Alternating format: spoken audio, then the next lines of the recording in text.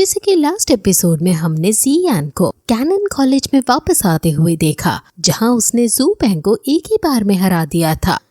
अब इतने सालों बाद जियान और जी जूनियर रीयूनाइट हो गए हैं और जियान को ये भी कंफर्म हो गया है कि जिस मिस्टीरियस पावर ने उसके पापा को गायब किया है, उस मिस्टीरियस पावर का जी जूनियर के साथ कोई लेना देना नहीं है। लेकिन अब जियान को और स्ट्रांग होना होगा ताकि जब उसे अपने पापा के बारे में पता चले तो वो बिना टाइम वेस्ट किए तुरंत अपने पापा को बचा सके। अब फिर जियान जी जूनियर के साथ कॉलेज घूमने लगता है और रास्ते में बच्चे जियान को देखकर कहते हैं कि ये तो वही है जिसने जू पेंग को एक ही पंच में मार डाला था। लेकिन आज जो इसका ओपोनेंट होने वाला है वो जू पेंग से काफी ज्यादा ताकतवर है। अब फिर वो सभी लोग टूर्नामेंट वाली जगह पर पहुंचते हैं और वहां जियान को आता देख उसके अंदर की एंटी फ्लेम रिफ्लेम को देखकर एल्डर समझ जाते हैं कि जियान आ गया है। वहां एक मेडिसिन एक्सपर्ट भी बैठे थे। वो कहते हैं कि इस टाइप की फाइटिंग स्पिरिट मेडिसिन पिल को रिफाइन करने के लिए यूज नहीं की जाती है। एल्डर बताता है कि जियान ने गामा एम्पायर के एल्केमिस्ट एसोसिएशन के अंदर हुई चैंपियनशिप को जीत लिया था। अगर ये लड़का तुम्हारी फील्ड में आ गया तो तुम्हारे रिकॉर्ड को भी तोड़ सकता है। एल्केमी मास्टर कहता है कि तुम सच कह रहे हो, लेकिन इसको एक मास्टर की जरूरत है। ताकत कितनी भी क्यों ना ज्यादा हो, अगर उसे एक डायरेक्शन ना मिले तो वो वेस्ट ही है। अगर वो मेडिसिन सीखने में इंटरेस्टेड है तो मुझे उसे अपना स्टूडेंट बनाने में कोई दिक्कत नहीं है। अब फिर जियान वहां आकर बैठता है और वो एल्डर्स को देखता है। जियान उनको ऑब्जर्व करने की कोशिश करता है, लेकिन उनका ऑरा इतना स्ट्रांग था कि जियान को उनके अंदर की स्पिरिट देखने में सफोकेशन होने लगती है। इसलिए वो जी जूनियर से इनके बारे में पूछने का डिसाइड करता है। जी जूनियर बताती है कि लेफ्ट साइड के 3 एल्डर्स आउटर कोर्ट के वाइस प्रेसिडेंट्स हैं और बाकी 2 प्रेस्टीजियस एल्डर्स हैं। वाइस प्रेसिडेंट की स्ट्रेंथ दो होंग लेवल की है।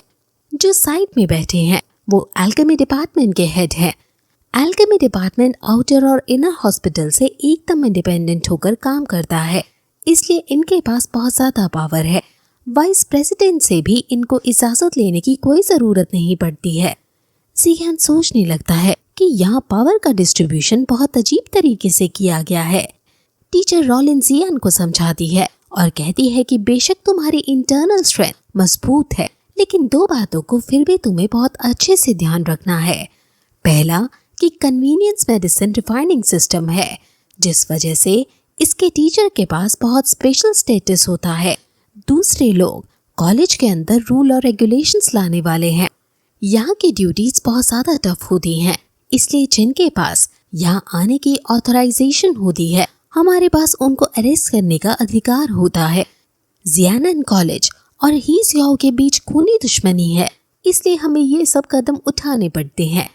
जियान सब समझ जाता है और फिर टीचर रॉलिन उसे अपना बेस्ट परफॉर्म करने को कहती है, क्योंकि जियान के लिए टॉप 20 के अंदर आना टफ नहीं है और जियान की स्ट्रेंथ के अकॉर्डिंग तो टीचर को लग रहा था कि हम टॉप 5 में भी आ सकते हैं।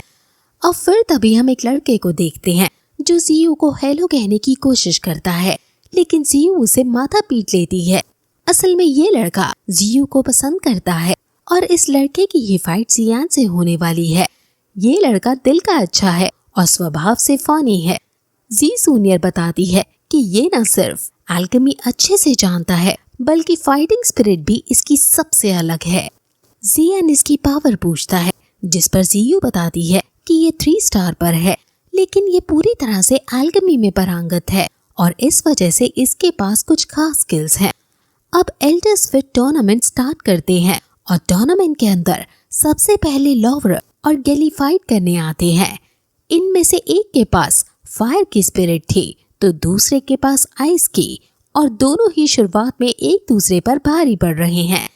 इनकी फाइट देखने लायक है, क्योंकि ऐसा लग रहा है मानो 2 मेनलैंड के सबसे ताकतवर योद्धा आमने सामने आ गए हैं, क्योंकि ये दोनों ही मेनलैंड की सबसे बड़ी यूनिवर्सिटी के one of the best students हैं। अब फिर फाइट करते करते लॉवरे जीत जाता है। जियान सोचता है कि जियानन एकेडमी बहुत ज्यादा शक्तिशाली है। अगर मेरे टीचर ने मुझे ट्रेन नहीं किया होता तो आज मैं यहाँ सबसे पीछे होता। यहाँ सब जीनियस है और अगर मैं खुद से अभी कल्टीवेट करने की कोशिश करता तो इनके बराबर कभी ना पहुंच पाता। जियान सोच में पड़ जाता है कि आखिर यहाँ किस तरह की ट्रेनिंग होती है। क्या एकेडमी इनको इतनी हार्ड ट्रेनिंग कराती है कि इनको ब्लैक कॉर्नर तक पहुंचा देती है। टीचर रॉलिन बताती है कि हालांकि ये डेंजरस है, इससे कई सारे टैलेंटेड बच्चे हमसे खो जाते हैं, लेकिन जो स्टूडेंट्स लाइफ एंड डेथ को फेस करके वापस आ पाते हैं, वो चाहे टेम्परामेंट हो या फिजिकल स्ट्रेंथ, वो हर चीज में स्ट्रांग हो जाते हैं।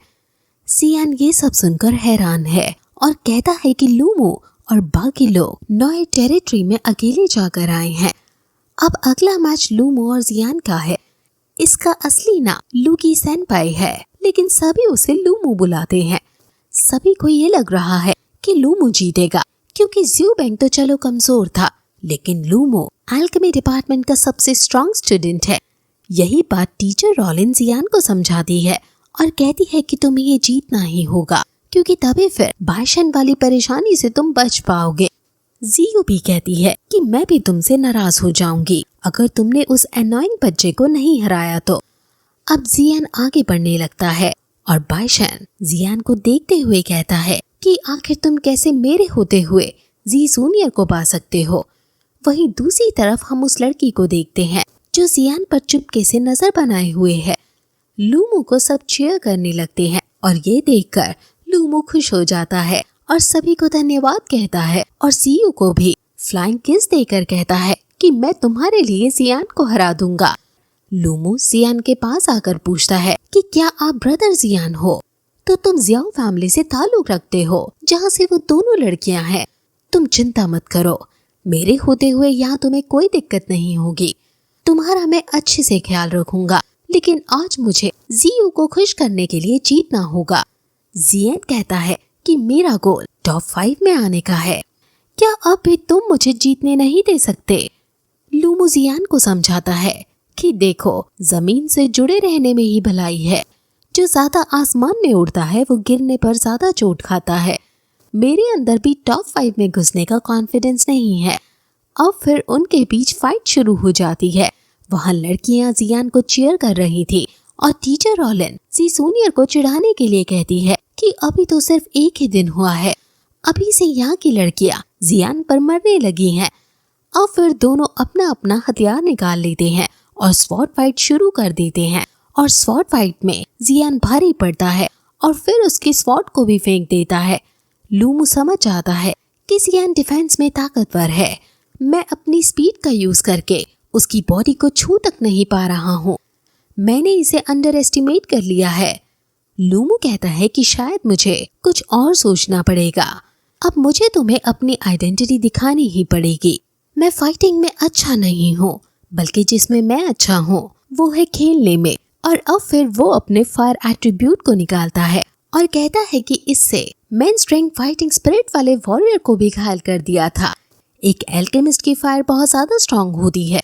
उसकी फायर को देखकर सब हैरान हो जाते हैं, लेकिन जियान भी अब कहता है कि मैं फाइटिंग में अच्छा नहीं हूँ, लेकिन जिस चीज में मैं अच्छा हूँ उसका नाम है दूसरों को खिलाना। और फिर वो अपनी पर्पल फ्लेम निकालता है। ये देखकर सब हैरान हो जाते हैं और सोचने लगते हैं कि क्या जियान भी एक एल्केमिस्ट है। टीचर रॉलिन भी हैरान है और उसे पता चल जाता है कि जरूर इसका टीचर कोई एल्केमिस्ट है, जिस वजह से जियान के पास ये फ्लेम आ पाई है। और फिर उनमें फ्लेम फाइट शुरू हो जाती है। लूमू का अपनी फ्लेम के ऊपर बहुत अच्छे से कंट्रोल था और जियान भी अपनी फ्लेम को कंट्रोल में लाकर उस पर हमला करता है और उनमें फाइट शुरू हो जाती है। और फाइट के दौरान लूमू एक बहुत बड़ा सा ब्लास्ट करवाने में सक्सेसफुल हो जाता है, लेकिन तभी वो देखता है कि जियान की फ्लेम्स ने उसे नीचे से पकड़ लिया है। और ये देखकर वो हैरान हो जाता है और वो समझ जाता है कि जियान ने अपनी फ्लेम 2 भाग में स्प्लिट कर ली थी। एक भाग तो सामने से लड़ रही थी और दूसरा भाग मुझे नीचे से बांध रहा था। ऐसा करना तो खुद उसे भी नहीं आता है। जियान कहता है कि तुम अब यहाँ से निकल सकते हो, इसलिए भलाई इसी में है कि तुम हार मान लो। लूमू छूटने की काफी कोशिश करता है, लेकिन जब वो नहीं छूट पाता तो वो हार मान लेता है। जियान कहता है कि अगर मेरे पास मेरी फ्लेम्स ना होती तो तुम मुझे हरा ही देते। तुम सच में एक अच्छे वॉरियर हो। वो फिर कहता है कि कोई बात नहीं, और वैसे भी इसमें शर्म कैसी, तुम मेरे होने वाली फैमिली से ताल्लुक रखते हो और अपने फैमिली मेंबर से हारने में कोई शर्म नहीं। वो ऐसा जियो की वजह से कर रहा था। सभी लोग जियान को चीयर करने लगते हैं और जियान जी जूनियर के पास जाता है और फिर जियान जी जूनियर को देखते देखते याद करता है कि कैसे जी जूनियर हमेशा से उसका साथ देती आई है। जब जियान कमजोर था तब भी जी जूनियर हमेशा जियान का साथ देती थी और आज इतने सालों बाद भी जी जूनियर जियान के साथ है। अब जियान को पता नहीं चलता कि कब उसने जी जूनियर का हाथ पकड़ लिया है और टीचर रॉलिन खांसी मारकर कहती है कि तुम्हारे बीच जो भी रिश्ता है उसे पब्लिकली शो करना अच्छी बात नहीं है। जी जूनियर शर्माकर दूर हट जाती है और फिर अब दूसरी टीम लड़ने आती है। वू हाओ आउटर सेक्ट की लॉ एनफोर्समेंट टीम का वॉरियर है और ये काफी ज्यादा स्ट्रांग है। टीचर रॉलिन कहती है कि इसकी स्ट्रेंथ को हम अंडर एस्टिमेट नहीं कर सकते हैं। अब फिर जियान इसको देखने लगता है, जिसके बाद ये एपिसोड फिर यहीं खत्म हो जाता है।